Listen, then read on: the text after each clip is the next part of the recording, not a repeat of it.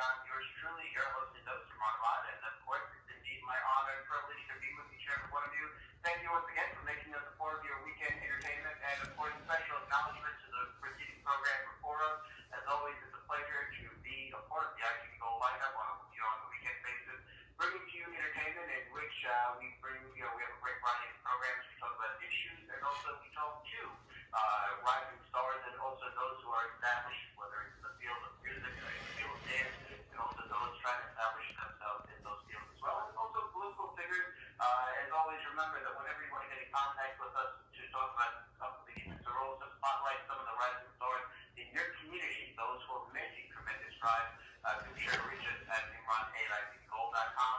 And as most of you know, for the past few weeks, we featured some highlights of a very special event that I was so honored to be a part of, which was for the second time around, which came on behalf of the Shree Monday in Schenectady, New York, and that was a homage to in which we featured so many great performances.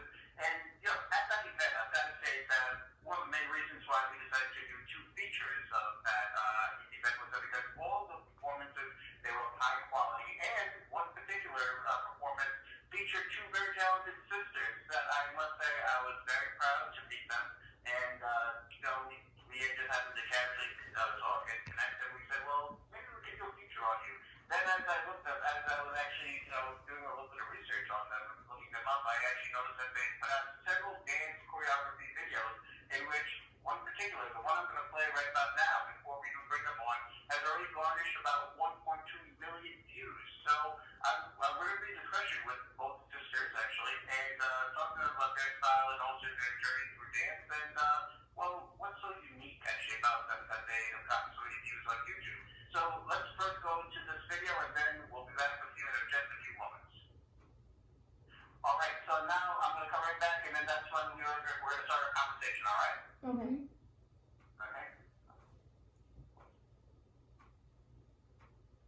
And welcome back once again. That video that you were watching about a few seconds ago, Rowdy Baby, was choreographed by two very talented sisters in Albany, in New York. And in fact, in New York, as most of you know, the most diverse state in the United States of America, with so much rich diversity, and of course those contributing to the cultural richness of the state. It is indeed humbling to see that we have so many young talents as well as seasoned veterans still each and every day. I mean, working their hardest to preserve it for the next generation. So right about now, it is a great honor and privilege to welcome both dancers of that video you were watching a few moments ago, and they are none other than the Shree sisters, actually joining with us, I believe, in Albany, right? So, Albany, better welcome you. Good to see both of you once again. Hi. Great to see you too. We're happy to see you. Definitely. It was a pleasure seeing you guys at Take Up Live, and of course, amazing video. Like I said, 1.2 million views. So, first of all, I've got to ask you, actually, we're going to talk about your great journey and also your styles of dance, but Shree sisters, actually, so we get it that both of your sisters. What gave, where does the name Shree sisters come about? Yeah. So my name is Dharani Shree. My full name is Dharani Shree, and her full name is Srimati. So my parents decided to put my Shree in the end and her Shree in the starting. So we ended up being like, hey, we have Shree in both their names, so why not just Shree sisters? So yeah. And then the Shree is unique too. SH from her spelling and REE from my spelling. So SHREE, Shree sisters. Definitely. All right. So I mean, and like I said, great performance in Schenectady for the Shree Monday, in which notable cause, and we were very happy. And the last time the promoter invited you, actually, both of you, to be part of that great lineup. Mm-hmm. Now, okay, so I'm not going to ask you guys when did you both meet, because I think that would be a whole so who discovered dance? Of the two of you, who discovered the love for dance, and how long have both of you been involved in it? I think we both, we as a small children, we have loved dancing. It's just one thing that made us come out when we were when we were scared or when we were happy, when we were sad. That made us, go towards dance. That's one thing. But I think when we were the true fact was we were very introvert. We were very shy as people, like showing our talent as in the dance skill. Whenever we had the opportunity, we'd be very scared, and we would purposely, even though we know we're good, go behind people. Because we were scared. What if people made fun of us? But I think it's been the past 2 years our big breakthrough, that where we truly understood or truly learned about ourselves that we are good dancers. And then, past a year, I would say that we really came out of our shell, saying that we can even become choreographers. And I would say this whole journey of learning dance and improving it has been a year. But then it took us almost 10 years to come out of within ourselves, to come out as a person, to understand that we have this skill. So wait, it took you guys like an entire a decade long of realization about, well, yeah, how talented and how great you guys are? Is that what I'm I mean, I would say how we can be open, and it doesn't matter what people say about us. Yeah, I would agree, because I remember when I was like in 6th grade, there used to be this dance class in my school, like every dance period. I used to stand in the last row. Like, no joke, I stand in the last row. And now I think back to it, I was like, I could have been there. I could have showed what I actually had, but I never did, because I was always too scared. And then the breakthrough, as my sister said, helped us get out and like actually discover how much we could actually do. Right. It's interesting, and I was thinking about it that maybe this was going to be one of my closing questions. Normally, it's a closing question for a lot of my guests, those who have a story to tell in their respective fields. But I think we're going to make this like one of the earlier questions.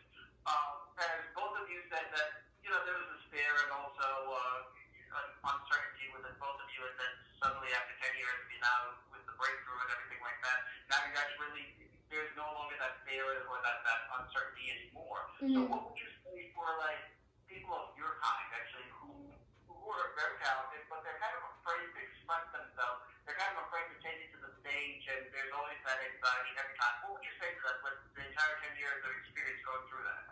So I would personally say is we never knew that we were actually good until we put ourselves out there. First, like, get the courage to put yourself out there. So I know a lot of my friends who I know they're good personally, like whether it be singing or art, but when I tell that to them, they don't agree with me. But if they put themselves out into public, and if they hear a lot of people encouraging them and like actually appreciating their work, they would understand, oh wow, like we're actually good at this. So I would say get the courage to put yourself first out there in public, and just be able to receive critics or receive appreciations, and that's what I should. That's exactly true. And to add up on that, I would say, the first one won't be perfect. Why people are scared to come out is they want it to be perfect. They're waiting for the right time, right? But there's no right time. It's the right time when you decide to come out. So just come out. And then the first one won't be perfect, but it's the first one, so you enjoy it, and then eventually it'll become perfect. Yeah, it's very interesting, and it's humbling to actually learn that about both of you. And watching your videos, watching your performances on stage, I mean, I would have never believed in a million years of my wildest imagination either one of you were sort of afraid to, even or worried about the critics. I mean, because from what I've seen, that there can only be positive critics, but of course, sometimes, it's all about discovering yourself along the way. As you discover more steps and moves, you discover yourself, and also you discover that space of confidence that's within you. So you evolve as you grow. Now, I know actually, talking to both of you, I believe, are both of you in college? I believe. So if you could let our viewers know roughly how old are both of you, and in terms of a career, what's some of the things that you would both like to pursue? So I'm currently a junior in high school, and I'm looking. I have like a lot of things that I would like to pursue in the future.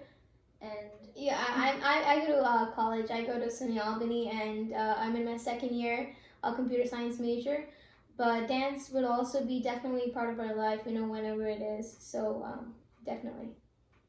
Definitely, and so as as you said, as your computer science major, I mean, I believe that's something that comes well, that's taking the apple to the full form for the street. I believe your father is also an IT consultant as well. Right. Yeah. So, so let me ask both of you now.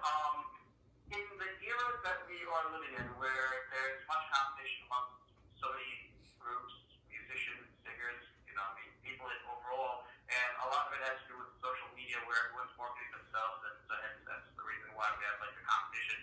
Everyone's like trying to basically add to each other. What would you say compared to all the other groups that's in Albany or Schenectady, anywhere upstate, or maybe in the five boroughs? What is so unique about both of you and also your group, Elite Eagles, that you guys have managed to gather like over 1 million views for one video? And I believe that you recently put out a video which was Zara Zara, and I think it's like crossover 10,000, close to 13,000 views in less than 3 weeks. So what is so unique about both of you? What would you guys say that? So I think the best part unique about is it again goes back to our mission statement. Expressing dance is a hidden language of our soul and body.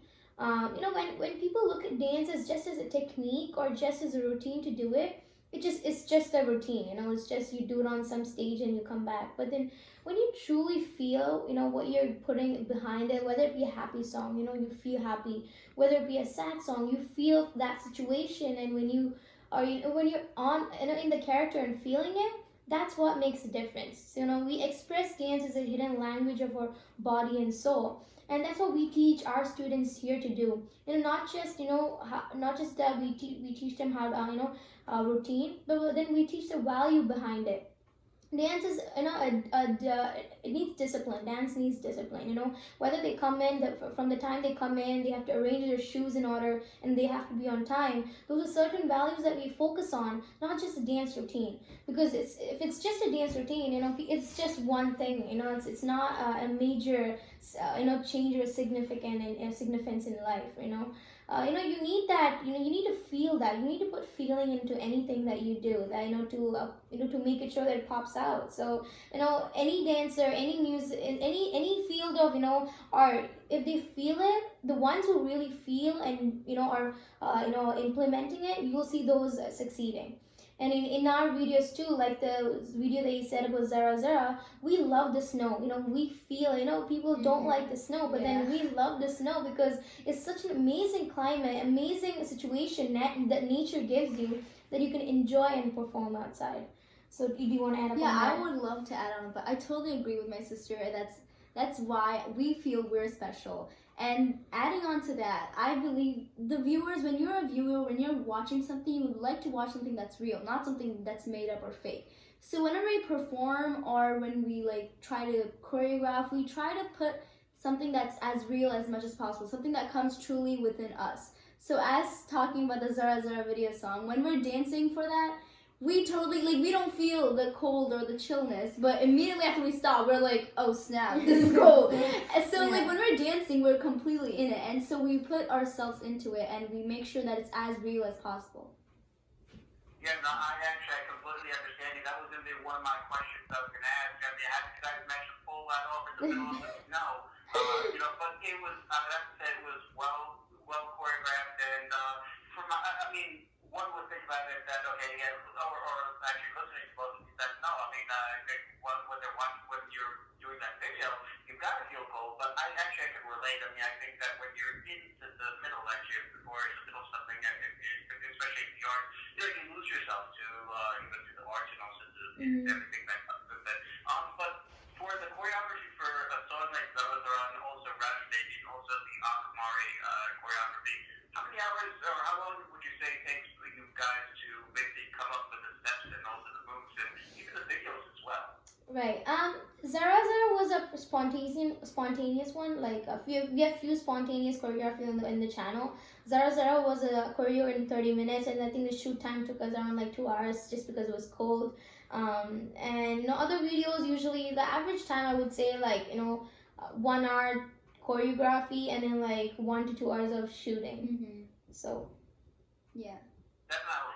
And okay, so I've seen a few videos where you guys have some breakdancing style. You have and a lot of it actually is the breakdancing, or I think you can correct me if I'm wrong. Complement the Bollywood songs and whatnot, and then you also have classical, semi-classical. Seems like you're using the religious songs. So initially, when you were both trained in dance, I mean, what was the first style of classical dance that that both of you started in actually? So we started learning Bharatanatyam, the classical dance. The art form is called Bharatanatyam. It's a traditional Indian dance that we do to express stories and explain stories. We actually started learning Bharatanatyam when I was in 4th grade and she was in 6th grade. Mhm. So we learned it for like 3 years and then we had a break and we again started learning for 2 years. So that's, I would say Bharatanatyam was our foundation. And then Bollywood and Western, all the other kind of styles, we just picked it along the way. We saw videos and Yeah. we were just, it's just spontaneously. Yeah, I think loved we it. had the dance sense. I think if that makes sense, like we had dance sense by birth. Like we knew like by birth, not by birth, but we knew like without no one telling us, on stage how we should behave on stage. I think it just came to us, the way we were looking at stuff. We would look at a lot of dance stuff. So looking at those, learning from other shows, learning that how you should not show your back to the audience, like when you're walking or something. So stuff like that, small stuff we have learned on the way, learning from others. But definitely classical Bharatanatyam, it's a Indian classical form from the southern part of India, Tamil Nadu, and it is a amazing style where you use your feet. It has you do a lot of beats, a lot of footwork, but then you use your eyes and facial expressions to tell a story. Where it's a unique dance where you don't lip sync to the song. So that's really different from Bollywood, where Bollywood you lip sync and then you can express. But then classical dance you gotta you should not lip sync, but then just show the expressions with your face. So that again, as she said, that's our foundation. That's where we learn a lot, and we're still learning. All right, so when we talk about learning, I mean, recently, and one of the earlier questions I asked actually about your academic pursuits, because I recently sat in a discussion on behalf of a few students at Shree University where there was a huge debate about humanities versus STEM. Now, I'm not too sure if you're familiar with it, but humanities programs basically including, courses in English, literature, music, dance versus like STEM, courses in science, mathematics, and also engineering or whatnot. So there's a debate of whether or not humanities, for example, music, is actually required to develop, to help a person develop and become a good person in, or a good individual in a democratic society. With both of you partaking in the humanities through the means of dance, how would you say, if that question was put to you, that, I mean, dance basically helps a person to become, to develop and also become a good individual in a democratic society, what would be your answer to that, if you were a part of that discussion? So I would say dance itself definitely helps a person to grow individually, internally a lot, because dance requires a lot of discipline itself, and when discipline is one of the main foundations in life, and when you discipline yourself to dance in a certain way, and when you commit to yourself, whenever you commit to something, you strive to do more, and I feel dance definitely improves a person internally. So no matter what art form you do, you have commitment to it, you have to practice it, and the practice helps you grow discipline, and discipline is one of the main things in life. So yeah, that's yeah. If I can add up on that, I think I agree on that, and I think it depends on the person again.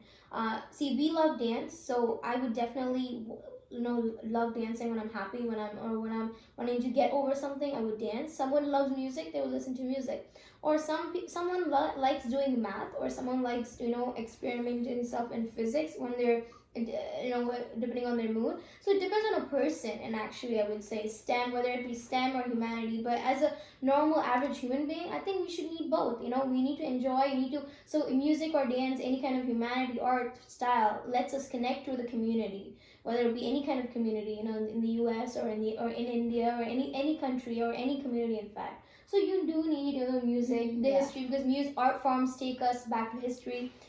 So we definitely need a humanity and STEM. Definitely. So both are required. I mean, and I wish both of you were a part of that great discussion on Shree University. It was a very profound answer indeed.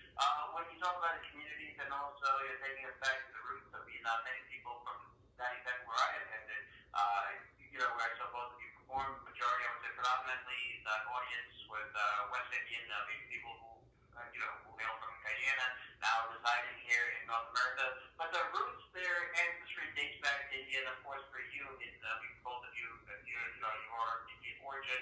What does it mean for both of you to preserve your Indian culture and roots, uphold it, while living in the most diverse state where, there's a lot of influence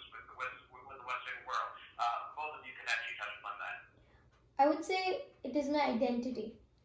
I would say, every, we all have the same kind of skin, same kind of blood. My blood is red and yours too, and then we all have legs and hands. So we're same, but then when we want to differentiate ourselves, I think we will look back on our identity. And I would say my identity is being in a South Indian, being a Tamilian, my mother tongue Tamil. It is definitely my identity where it takes to my family tree, my ancestors, my history. What kind of family do I come from? Whether I can be proud or I can learn from my ancestors the mistakes that they have done. I should not do. So definitely, knowing your identity and where you're from, your roots is absolutely important. So if you want to add up on that. Yeah, adding upon that, like, I love saying that I'm an Indian. I love saying I'm a Tamilian. It's as she said, it's identity that I would never give up for anything or anyone. Like, it's something that gives you pride in saying, and it just helps you know where you're from. And it's always good to know your roots. Mhm. When you know your roots, you can always have a place to go back to. And I honestly, when people don't know where, like, who their grandparents are, what their grandparents' names are, it makes me sad, because you need to know. I personally feel knowing your roots is really important. So yeah. Mm-hmm. Yeah.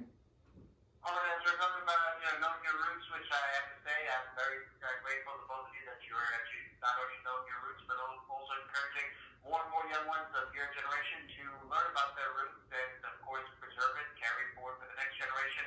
I've actually been given the cue that we're going to be out of time in a few moments, but there are two things I'd like to talk to you about. So I think maybe we're going to kind of put it together as one question. I know you have a great motto. I was actually, right before I introduced you on stage, I actually said your motto, and I want both of you to actually talk about the motto, what inspired it, and also Elite Eagles. Actually, tell us a little bit about that. About that. Actually, I know that those are your students. So give us in a nutshell, the experience of being teachers to a handful of promising dancers. We'll throw it to both of you. So Elite Eagles. Why we decided Elite Eagles? Because eagles fly high and talk less, Mm-hmm. and that's what we would like to that's a value that we would like to add upon to our students. Just fly high. Doesn't matter what people say, ignore it. Just fly high, and you don't have to talk about it. It's when you succeed and when you talk, people will listen.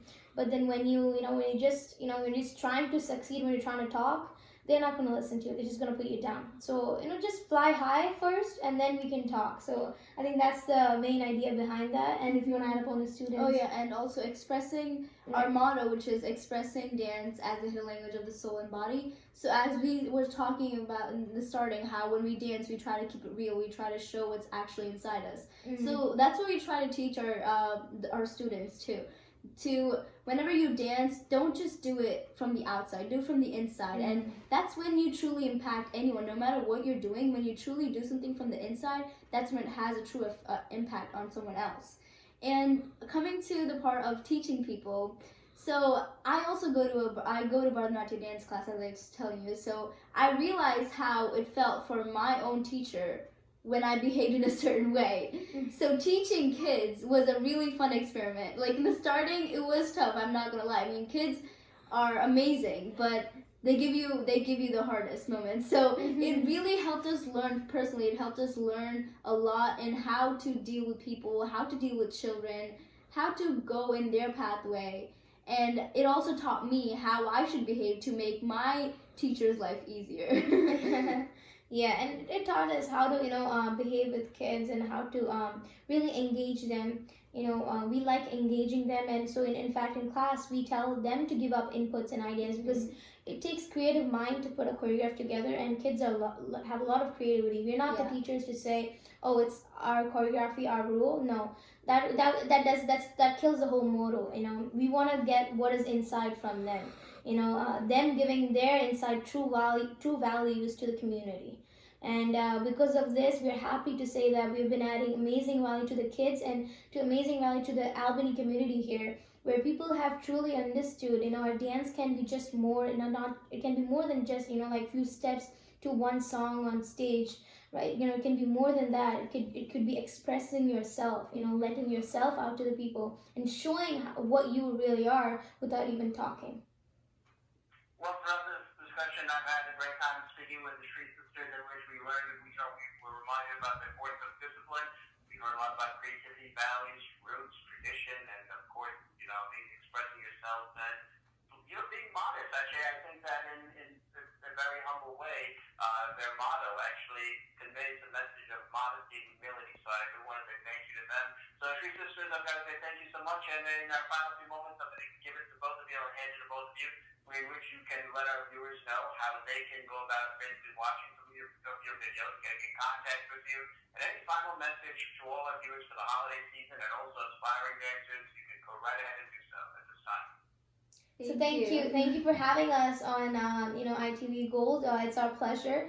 Love talking to you, Imran. Thanks for this opportunity, and we're pleasure to meet you on that day too. And thanks to the coordinators there who has invited us to perform. Through them, we got this opportunity. And truly, just subscribe. Support us. Subscribe to our YouTube channel. Watch it, like, share. Our channel is Shree Sisters. SHREE Sisters. And then you can also follow us on Instagram, Elite Eagles. So stay touched. We'll be adding more values to our videos so you can have fun, and definitely come out, go for the first try. It doesn't have to be perfect. Come out of your comfort zone, come out of your fear zone, and you can also grow big. Definitely.